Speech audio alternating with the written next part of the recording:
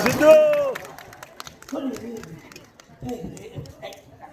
माझं बाज होणार बाज होणं बेड का मायला जागा इथे काय करतोय तू लेस बांधतो एवढी जागा पडली तुला इथंच लेस बांधा जागा मिळाली बाजू ऐकत का नाही रे तू तुम्ही आजची पिढी ना ब्लडी कॉकरोच ऐकतच नाही मायला इथं काय करणार दादा तू हो जॉगिंग केली स्टेशनची आणि नाव कशी असतात मागच्या आठवड्यात माझा एक स्पॉट बॉय मित्र आहे तो मला बोलला त्या आपल्याला शूटिंगला जायचंय काटन ग्रीनला मी बोललो कुठं तो बोलला काटन ग्रीन मी बोललो दादा माझ्याकडे पासपोर्ट नाही तर माझ्या तोंडावर फिदी हसला बोला मायला काटन ग्रीन मुंबईतच आहे माझं कन्फ्युजन होतं रे दाद्या कशी नाव असतं स्टेशनची म्हणजे ते Charni road grand road marine drive आता कशात काय कोणतरी स्क्रू ड्रायव्हर टाकल्यासारखा वाटतो मायला नाव कसं पाहिजे स्टेशनची आपल्या गावासारखी हा मांजर सुंभा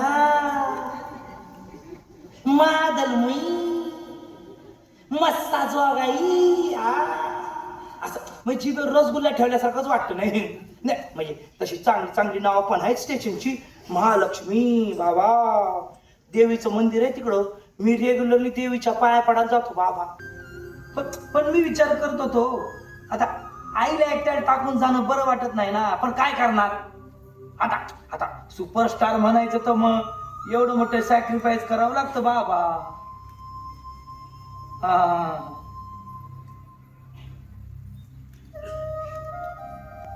दुसऱ्या दिवशी सकाळी 4ला उठली माझी माऊली लवकर उठली माझ्यासाठी चुलीवर गरम जेवण झुणका भाकर ठ्याचा दिला रे वाटेत खायला मी असा निघत होतो तर तिच्या हातातल्या 2 सोन्याच्या बांगड्या तिने माझ्या हातावर ठेवल्या मी नग म्हणलं पण आईने काय ऐकलंच नाही मला म्हणली ठेव बाळा अडी अडचणीला कामाला येईल तुझ्या मी विचार केला ज्यापेक्षा जास्त जपीन त्या बांगड्यांना हा पण कसलं काय इथं आल्यानंतर 3 महिन्यात विकावं लागलं ना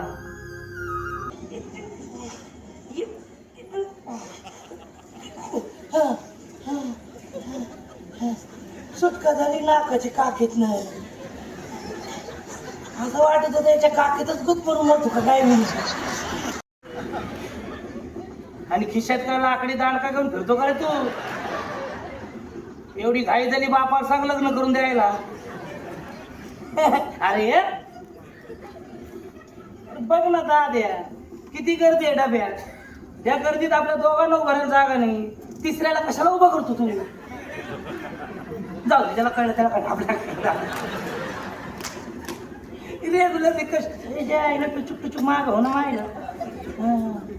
आईला किती गर्दी आहे रे दाद्या मला ना कळतच नाही ही लोक येतात कुठून जातात कुठं मायला यांची मंजिलच मला कळत नाही रे तुला खरं सांगू पहिली ही गर्दी बघून ना जाम फाटायची माझी मग मी काय करायचो माहितीये का पहाटे अर्ली मॉर्निंग ना विटी स्टेशनला जायचो आणि प्लॅटफॉर्मवर उभं राहायचो पी कार मध्ये गर्दी आली लोक उतरली ना की भस्कन डब्यात शिरायचो हेच बघायला की 4-5 माणसं तरी गुदमरून मेली असतील अरे तू कुठं चालला माझं अजून बोलणं संपलं नाही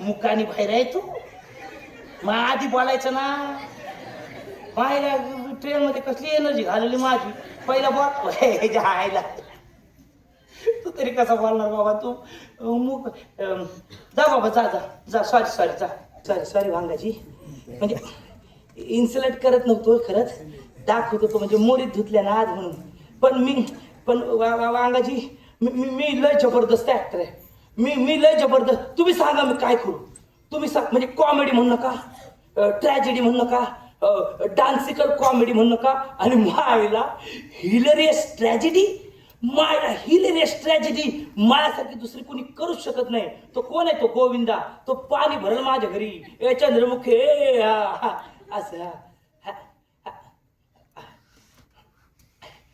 अजून अजून काय काय येतं?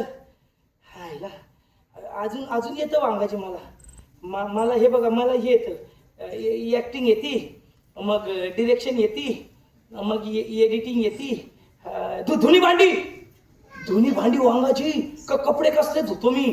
जगावं का मरावं हा एकच सवाल आहे. जगावं माणसासारखं का जगावं उकिरड्यावर आदर्शासारखं ताव मारणाऱ्या जनावरासारखं? कारण माणूस पण एक जनावरच आहे. मॅन इज अन ॲनिमल, तो ॲरिस्टॉटल सांगून गेला. पण इथल्या लोकांनी त्या ॲरिस्टॉटलला टॉटल फाट्यावर मारला आणि हे सिद्ध केलं की माणूस फक्त जनावर नाही, जनावरापेक्षा विकृत जनावर आहे. Man is a more dangerous animal than an animal.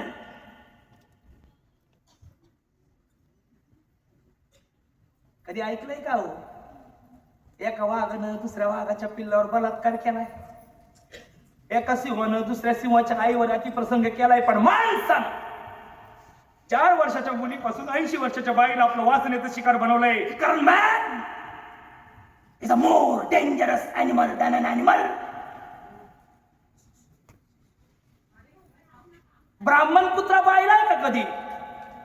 का मराठा बैल, दलित घोडा, मुसलमान गेंडा, ख्रिश्चन उंट? पण माणसा जाती जाती धर्मात भेद निर्माण करून अनेकांचं रक्त सांडलंय. कारण man is a more dangerous animal than an animal.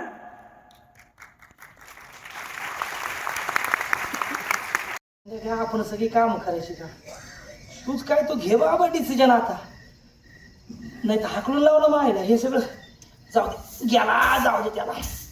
लवकर साफसफाई कर दत्त्या, लवकर झोप दाद्या. तुला सांगतो मी, उद्या 2:30 वांगाकडं हो भाई जा. मग काय करू, आज स्विगी झोमॅटो मागूया. जेवण नको म्हणूया, पटकन तरी मेन लाईन चायना बिना सूप बी पिऊ बसतो.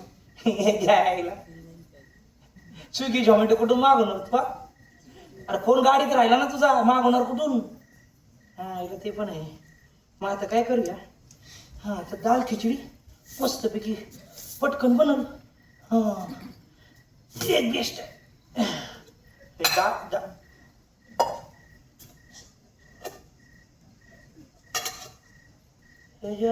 बाळाच्या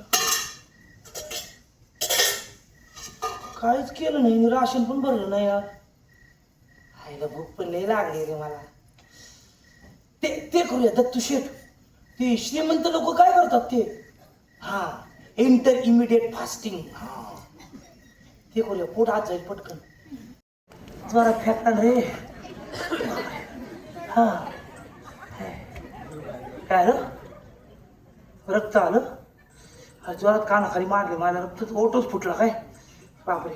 जाऊ दे रे दाद्या, रक्ताचं काय? इथं मुंबईत लोक जगण्यासाठी रक्ताचं पाणी करतात. मायला मी सुपरस्टार बनायला थोडंसं रक्त सांडलं तर बिघडलं कुठं? हा हादे पण कसला अमिताभ बच्चन माझ्याकडे डोळे फाडून बघत होतं ना. त्याने ओळखलं होतं माझं टॅलेंट ना. मायला तो रेडा सिक्युरिटीवाला नसताना डोक्यावर घेऊनच नाचला असता मला. ओय ओय करत. काय फडफडलं रे इकडं? काय अरे बारदान नाहीये हे, माझं टॅक्स बिअरर आहे. मायला कळलं ना, गरीबाचा टॅक्स कुठं उडवला जातो बघा ना. रिलॅक्सिंग मध्ये. पण कसं आहे, माणूस कसं हाताची घडी घालून झोपतो की नाही.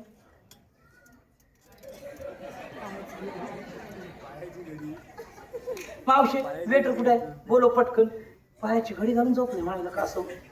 एक काम कर, 2 स्पेशल आपल्या हे आण, क्वार्टर आण मस्त, 2 ग्लास आण आणि मीठ आण. झालं राम पाठ. काय झालं? हा असा दे ना पटकन. मला असं करतो मायला वेटर. हे घे 200 रुपये लवकर आण चल. हे वेटर लोक एवढे माजलेत ना, मला असं करतो रे. या वेटरसाठी ना माझ्याकडे एक शेर आहे. कुठला वेटर भेटला ना चिपकून टाक. माझा म्हणजे गालिकचा आहे, बोलू का? हे असं कर इशाद. हा कितने प्यार से कितने प्यार से इसकी माँ ने इसके लिए स्वेटर बुना होगा, कितने प्यार से इसकी माँ ने इसके लिए स्वेटर बुना होगा, बेचारी को क्या पता बेटा यहाँ वेटर बना होगा।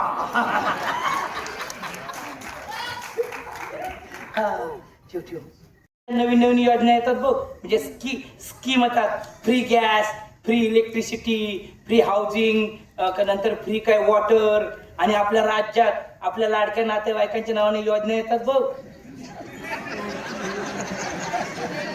लाडकी सासू, लाडकी शेजारीन, याच्यासाठी पैसा कुठून येतो?